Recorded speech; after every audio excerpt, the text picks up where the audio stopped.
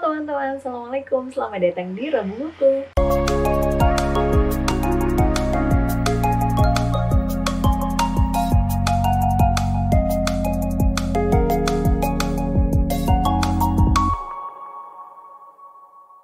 Halo teman-teman, jadi di Rabu Buku kali ini aku akan merekomendasikan buku yang menarik untuk teman-teman baca hari ini, yaitu bukunya Matt Haig, judulnya Alasan untuk Tetap Hidup. Nah, rekomendasi kali ini bukunya nggak ada di sini, aku nggak punya buku fisiknya, jadi buku ini tuh adalah buku temanku yang aku baca duluan, dan bukunya covernya seperti ini. Teman-teman bisa dapetin buku itu di toko buku terdekat online maupun offline. Buku ini sebenarnya dari judulnya itu covernya warna biru ya teman-teman, dan dari judulnya Alasan untuk Tetap Hidup tuh ditulisnya besar-besar. Dan mungkin buat teman-teman yang sedang di fase butuh alasan untuk memahami lagi hidupnya, itu akan menarik untuk baca buku ini. Jadi di cover bukunya itu memang sudah ada tulisan judulnya bahwa buku ini adalah buku tentang melawan depresi. Nah, sebelumnya teman-teman tahu nggak sih depresi itu apa? Atau apakah depresi itu nyata? Atau kalau misalnya kita merasa capek dengan semuanya, apakah itu disebut depresi gitu?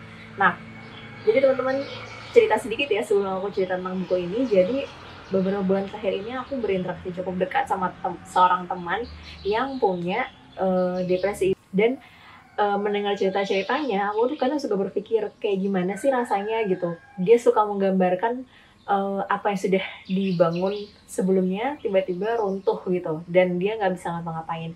Karena aku awal-awal aku kayak mikir masa sih ya tinggal bangkit aja lagi gitu, tapi ternyata seiring berjalannya waktu dan melihat gimana dia struggle melawan dirinya sendiri gitu, aku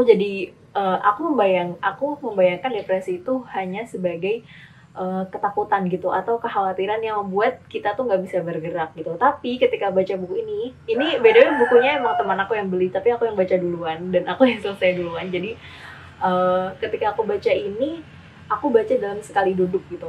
Karena apa ya? Karena waktu aku ketika mulai baca, aku kayak, wah ini ternyata yang teman aku rasain gitu.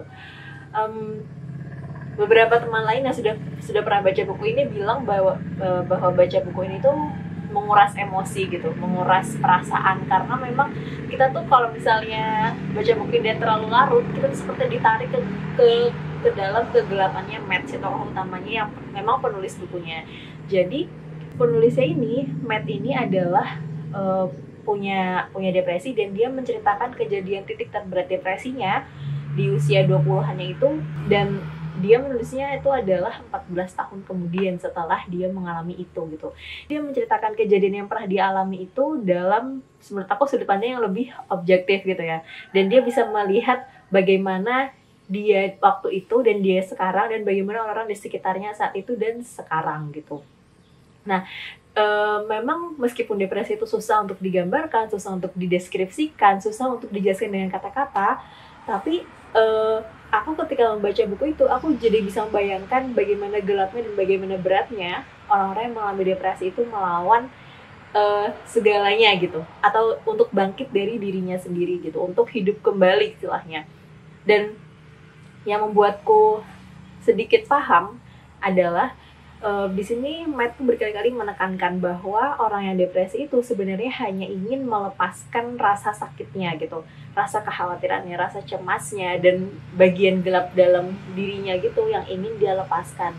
Dia bukan ingin rasa bahagia. Jadi kan kadang kalau ada orang depresi, udah yuk kita jalan-jalan yuk biar happy gitu, atau kita intinya melakukan banyak hal untuk biar bahagia gitu kan. Tapi ternyata kata Matt, penulisnya ini, orang-orang yang depresi itu, mereka kenapa akhirnya banyak orang bunuh diri, banyak yang akhirnya melukai dirinya sendiri, itu karena mereka ingin melepaskan dirinya dengan rasa sakitnya itu.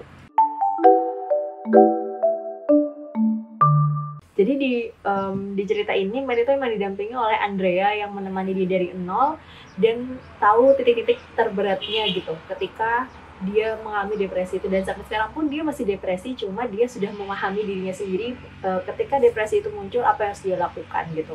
Sedangkan waktu kejadian 14 tahun yang lalu, dia tuh ketika pertama mengalami itu, dia belum bisa mendefinisikan bahwa dia kenapa, dan orang-orang di sekitarnya juga belum tahu dia tuh kenapa gitu. Buku ini menarik sih untuk dibaca buat teman-teman yang ingin mengetahui bagaimana sebenarnya orang-orang yang depresi itu, apa yang sebenarnya orang-orang depresi itu alami dan rasakan. Dan kalau misalnya memang teman-teman tinggal atau hidup atau di lingkungan teman-teman ada orang-orang yang mempunyai depresi, teman-teman juga bisa tahu hal-hal yang perlu diperhatikan gitu ketika kita berinteraksi atau untuk menemani teman kita yang sedang depresi gitu. Nah, tapi poin yang perlu diperhatikan seperti kata temanku bilang, membaca buku ini memang cukup menguras emosi gitu. Aku aja dalam sekali duduk kan aku baca buku ini ya. Memang selesai baca bukunya, tapi dalam pikiranku tuh kebayang-bayang, oh kayak gitu ya beratnya, oh kayak gitu ya susahnya ketika kita mendapatkan depresi gitu. Dan dari situ juga aku jadi tersadar bahwa depresi kan kadang orang kayak aduh aku depresi nih gitu. Enggak, kamu belum sampai depresi, kamu masih stres gitu. Karena depresi yang sesungguhnya itu jauh lebih berat dan jauh lebih tidak bisa didefinisikan daripada sekedar stres. Meskipun stres juga bukan sekedar ya, nggak boleh diabaikan juga.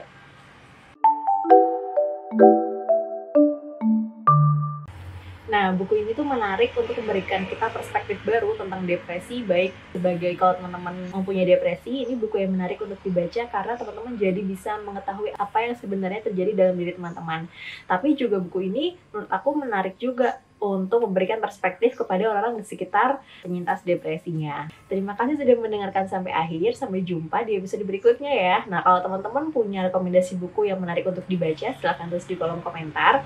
Dan kalau teman-teman punya pengalaman terkait depresi, entah apa yang teman-teman ketahui atau teman-teman termasuk dalam penyintas depresi, boleh dong tulis di kolom komentar apa yang teman-teman rasakan dan apakah teman-teman sudah membaca buku ini atau belum.